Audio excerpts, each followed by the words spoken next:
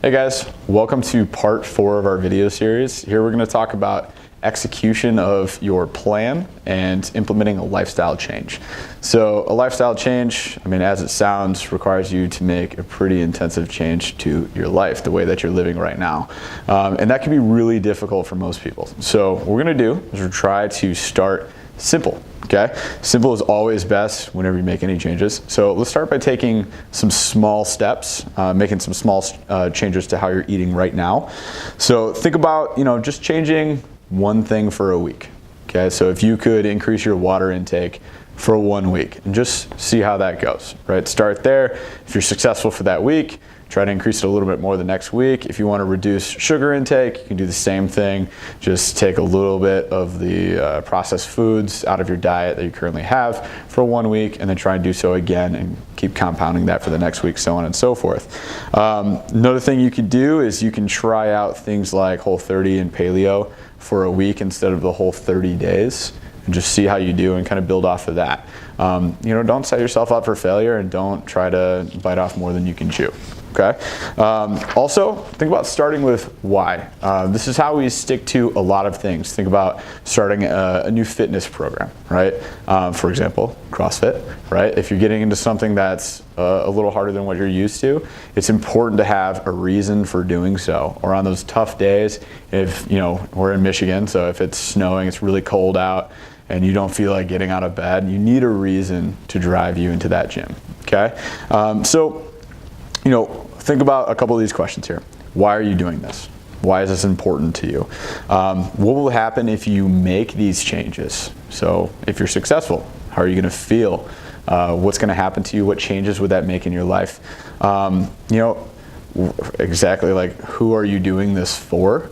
Right? Should be the answer. But you can also think, if you're a parent, maybe you're doing this for your kids. Maybe you want to be healthier for them so you can watch them grow up, right? Become a healthier version of you for yourself first, but also for your family members and your loved ones, right? It's a very important reason. So think about these things. I recommend that you write them down and you put them around your house. So you can put them on your mirror in the bathroom.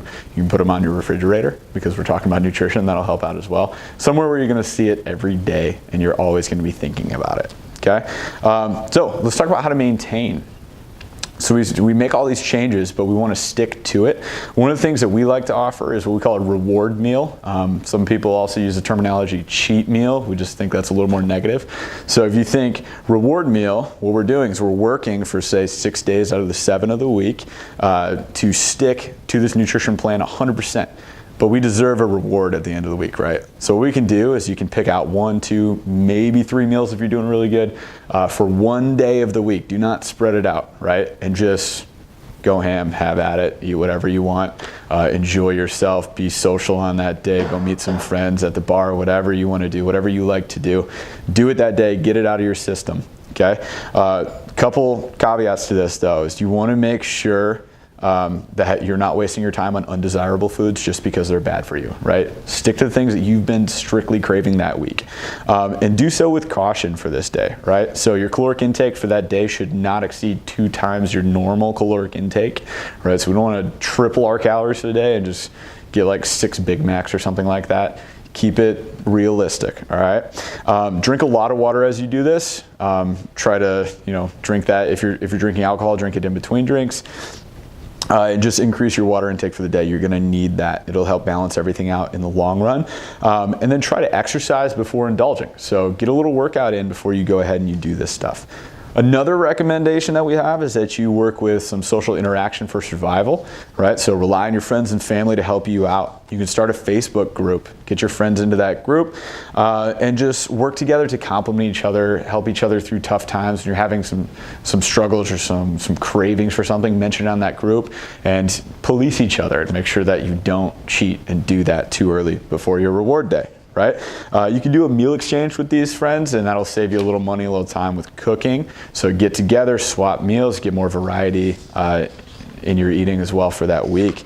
And another thing we can do is what we talked about earlier, which is just go ahead and do something like Myers curbside service. So again, you don't even give yourself a chance to go off and cheat too early, right? Wait for your reward day, it will be more rewarding. That's what it is, okay?